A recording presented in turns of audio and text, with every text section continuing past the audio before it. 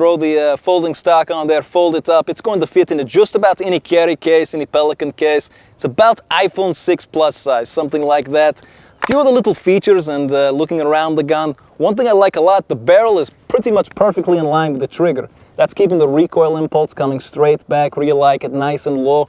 Also, because it's a Kriss Vector, it's got that recoil mitigation system, so the bolt's not reciprocating back and forth like this. It's coming down, recoil's being absorbed and coming back up. That's what makes a Vector, and that's part of why the rate of fire is over 1,200 rounds per minute. You're going to see when we put this thing in 2-round bursts, each of those rounds are pretty much side by side without very much effort on my end. There's a couple different ways you can pick these up. Obviously this one has the folding stock. You can also get the version like this, like I like, with the M4 stock. This one just fits me better. I like it a lot more. Obviously got their suppressor on here. We're going to have a lot of fun today, so let's get to it. Okay, so we got our ballistics gel down there, and I've got some 45 ACP rip ammo in here. This is really impressive stuff. You guys have seen me shoot the 9mm and the 380. The 45 ACP is brand new, and I think these double taps coming from the Kriss are going to be really devastating downrange, so let's check it out.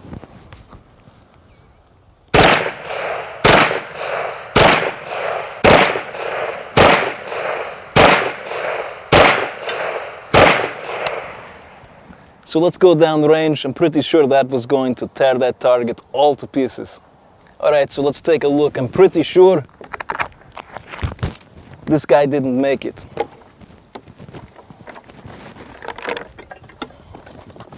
So as you turn it sideways, we can see a lot of those impacts coming through here. But the really telling thing is on the back. I'm going to be careful not to make this fall.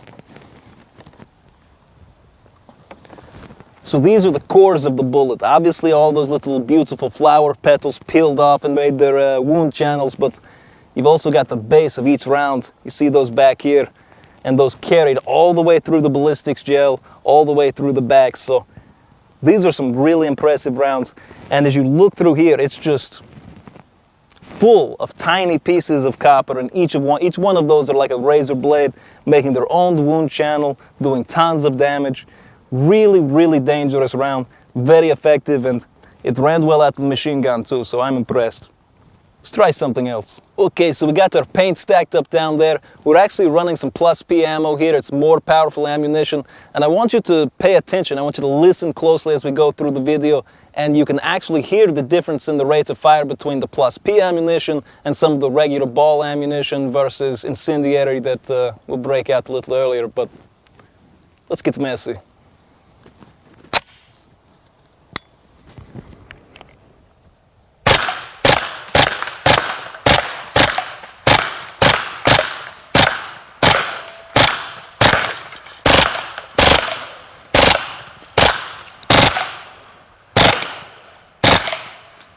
So now that we've made a nice big mess for someone else to clean up, I got something else I want to show you, and this is going to be pretty impressive, and I've actually got some cool gear to destroy, so let's go over there. So one of my favorite YouTube channels is DM Pranks. They dress up in a scary freaking clown costume and prank people on the street, smashing fake skulls and stuff like that. Well, they were kind enough to send me their clown costume, and we're going to barbecue it along with our pig pimp over there, so let's warm things up.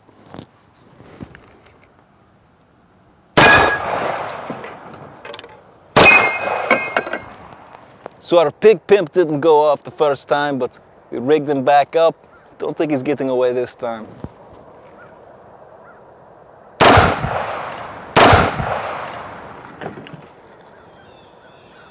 I absolutely love that. See, the thing that's so unique about this when you're shooting it is the 2-round burst. That was 2 rounds going down the range. They both hit him so close together you could barely even tell. And the kinetic energy of not just 1 round hitting and throwing it off balance, but the next one hitting it right after, just bowls him right over. I got one more thing for you. Okay, so we had a nice time today with the Vector. Like I said, the rate of fire is crazy, very controllable, and I really like the ergonomics. Plus, just look at the thing, it's pretty damn sexy. I think it's time to finish off the day with a nice drink. Got the whole keg of Natty Light down range and about to make it pay.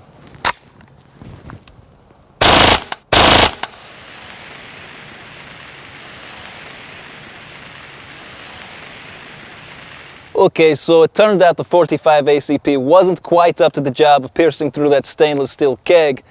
We did pierce it, we did get all the beer out luckily, but we were getting a lot of ricochets. That didn't seem safe, so we backed up a little bit, filled the gun up with tracer ammunition, and I'm hoping that as we shoot the keg, maybe we'll get to see some of those ricochets, so you'll get an idea of what I was seeing.